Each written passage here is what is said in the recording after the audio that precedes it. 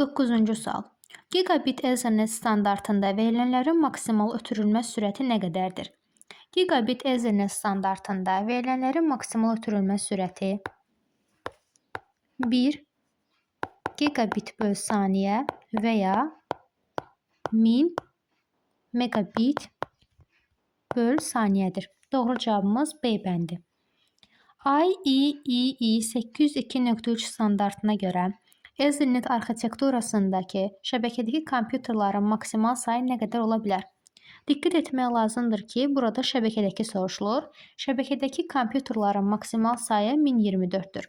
Segmentdəki kompüterlərin maksimal sayı isə 100-ə bərabərdir. 11-ci sual. Bunlardan hansı simsiz şəbəkə texnologiyası deyil? Təqdim olunan C bəndində Ethernet arxitekturadır. Yəni, simsiz şəbəkə texnologiyası deyil. 12. Uyğunluğu müəyyən edin. Əşyaların interneti 5G-dir. Mobil internet 3G-dir. SMS isə 2G-dir. Yəni, Y, C, B. Server nədir? Server güclü kompüterdir. Yəni, şəbəkədəki kompüterlərin qoşulduğu güclü kompüterdir. Doğru cavab B-dir. Bu şəbəkələrdən hansı məhdud coğrafi ərazini əhatə edir? Məhdud coğrafi ərazini əhatə edən yerli şəbəkə, yəni LAN-dır. Daha böyük coğrafi ərazini əhatə edən isə internet, yəni WAN-dır.